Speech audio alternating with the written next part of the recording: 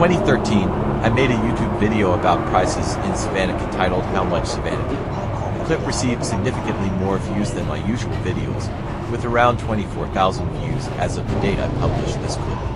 So, I decided to create a 2025 version of the video, but the plan didn't materialize. There were two reasons for this. First, my GoPro couldn't properly capture the items due to its wide-angle lens, whereas in 2013, I used a Canon video camera with a 32x zoom lens, which made it easy to focus on specific items. Second, while prices have increased significantly since 2013, ranging from 2 to 5 times higher in KIP terms when compared to the US dollar, they've remained almost unchanged. As a result, making a new version of the video felt pointless. Currently, $1 is worth about 20,000 KIP, compared to around 8,000 KIP 11 years ago. This means the value of the dollar has increased roughly to 0.5 times against the KIP over that period. Even if the price of a certain item has risen to 0.5 times, it's essentially the same price in dollar terms. For example, a small can of beer cost 5,000 KIP 11 years ago and now costs 13,000 KIP. While the price has increased to 0.6 times, it's nearly the same in US dollar terms. The prices of internationally traded goods, such as gasoline, have risen even more, and it's unlikely they will become cheaper since their prices are nearly the same worldwide. Additionally, luxury items imported from other countries are more expensive because their prices include import taxes. When I came to Savannakhet for the first time in 5 years, one of the most noticeable differences was the reduced traffic on the streets. This is likely due to the rising price of gasoline, and the weaker KIP has made it harder for people to afford owning imported cars. For example, the price of vehicles imported from America has increased by an estimated 250%. Meanwhile, the Japanese yen has also lost about 50% of its value against the US dollar compared to 11 years ago. As a result, Japanese vehicles have gained a larger market share, while American and European cars have lost ground. This shift is evident when observing the types of vehicles on the streets of Savannakhet. Returning to the topic of commodities, pork costs between $2 and $4 per kilogram, depending on the cut. A whole pineapple or watermelon costs about $1 each. T-shirts made of thick fabric are priced at $10, but if you don't mind the neckline becoming worn quickly, you can find them for as little as $2. High-quality sandals made of leather or PU cost around $7, while those made of urethane are priced between 50 cents and $2. Food and drinks sold by street vendors in Savannakhet are also quite affordable, typically ranging from 25 cents to $1 or slightly more. My favorite dish, mi kai chai, a noodle dish in spicy coconut milk soup, costs about $1.25, as mentioned in my 2014 video. Coffee or tea is usually around $1, and even at Cafe Amazon, prices range from $1 to $2. As for guest houses in Savannakhet, the prices in KIP haven't increased much compared to 10 years ago. This means that when converted to US dollars, they are significantly cheaper. For instance, I stayed at a guest house for just $4 per night. I chose a room without air conditioning, but even an air-conditioned room costs only $5 per night. If you prefer a 3-star hotel, it's also affordable at around $30 per night. That's all, and that's why I don't need to make a new video to report the prices for 2025.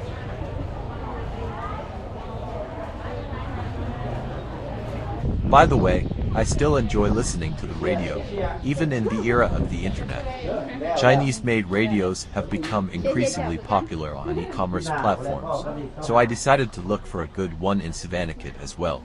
I hope to easily find a nice, affordable radio imported from China, given that it's a neighboring country of Laos. I found one that looked nice and matched my preference for a built-in larger speaker. However, the moment I picked it up, I realized it wasn't as good as it seemed. It felt too light for its size. The light weight suggested that the casing might resonate and produce unwanted noise when the speaker vibrates. Additionally, the price the clerk quoted was 1,000 baht, which was higher than I had expected. In Laos, prices are often quoted in Thai baht when they exceed a certain amount. The price might have been negotiable, as the clerk paused to evaluate me before quoting the price. Even if it had been reduced to 900 baht, roughly $30, I still wouldn't have bought it, as a Panasonic radio can be purchased for the same price on Amazon Japan. Although those who are interested in radios are rare, other electronic gadgets also tend to be more expensive than expected because most of them are imported and include import taxes. You should buy your favorite electronic gadgets in your own country if it practices free international trade. Okay, Some Laotian vendors believe in a superstition that their business will suffer for the day the first customer leaves without making a purchase. So, if you're the first customer, you might be able to negotiate a better price. On the other hand, if you ask about prices without intending to buy, you could be seen as bothersome to the vendor. Be mindful. Let me explain about the time I inquired about the radio but didn't purchase it. I visited the market in the late morning, around noon, so there was a high probability that I wasn't the first customer, which likely didn't matter to the vendor. I appreciate the Lao people, who don't overcharge foreign travelers and offer the same price to locals. Although I did have an experience where I was ripped off, my Laotian ex-wife, who was my wife at the time, explained that the person taking advantage of me was likely Vietnamese or Chinese. I accepted her explanation. However, in a situation where my ex-wife warned me not to go out at night due to poor security amid the depressed economy in Laos, I was ripped off by a farmer vendor selling watermelon. The usual price was $1, but I was scammed into paying $2. The extra $1 didn't cause me any material damage, but it did affect me mentally. I'm sorry for perceiving a slight lack of moral integrity or sincerity, though I still love Laos. The experience taught me that a daylight robber often pauses for a moment to assess the person asking about the price. If they judge you can afford to pay up to $100, they'll offer you a price around that amount. If they assess you can only pay up to $50, they'll offer you a price closer to that. I can't fully explain the difference between a good seller and a daylight robber, but a good seller might lower the price immediately if they sense your displeasure with the price. On the other hand, a daylight robber might not lower the price and could even maintain a bad attitude without offering any justification. Not only in Laos but also in other Southeast Asian countries, you'll find the opportunity to enjoy delicious fruits at affordable prices. Even if you visit just to try the fruits, it's worth the trip. Among these, durian is a fruit you should experience at least once, despite its infamous foul odor. While durian is more expensive compared to other fruits, it's much cheaper than in many other countries. For example, you can enjoy a small piece for around $7, whereas in your country, it would likely cost much more. Even in Japan, which has become one of the more affordable countries after its economic stagnation over the past 30 years, a piece of durian costs between $40 and $80. In the US or European countries, it could easily cost over $100. My ex-wife loves durian. In fact, she bought 2 packages for $30 during our trip to Thailand and Laos this time. While I don't mind the odor and can eat it, I don't appreciate it because of the price. It's practical for travelers to buy pre-cut fruit from street vendors, as carrying a knife to cut whole fruits can be inconvenient. If you buy whole fruits or those that require cutting, you'll need a knife. This can be especially problematic when flying with a low-cost carrier LCC, as many travelers avoid checking in baggage. Since knives are prohibited in carry-on luggage and won't pass security checks, you'd have to purchase one locally and then dispose of it before boarding the plane.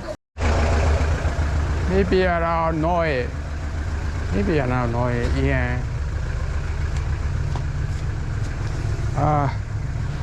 Yeah. No. Oh, no. 13,000 Yes. จะ2 ของ 1เหรอ Journey King.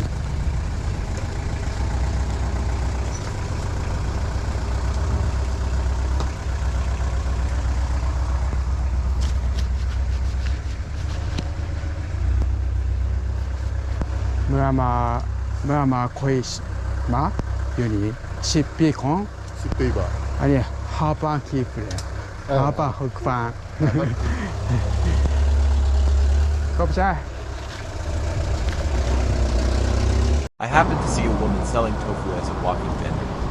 She used to visit my ex-wife's house every early morning when I lived in Savannakhet with her. The tofu is served with ginger and sugar syrup, which I loved and ate every morning during that time.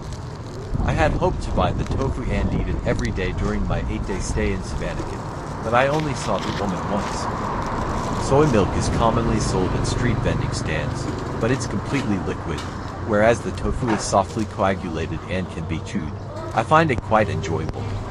When I went to the Philippines with my daughter last summer, I saw walking vendors selling the same type of tofu in Puerto Galera, which reminded me of my time living in Savannakhet and eating it there. I wonder why I didn't see more tofu vendors in Savannakhet. Perhaps the reason is that my wife, her parents, and her sisters never eat it at all. Lastly, let me introduce the guest house where I stayed this time. It cost only 80,000 kip for a room without an air conditioner. If you want one, there's an extra charge of just $1 per night. However, it may be unnecessary during this season.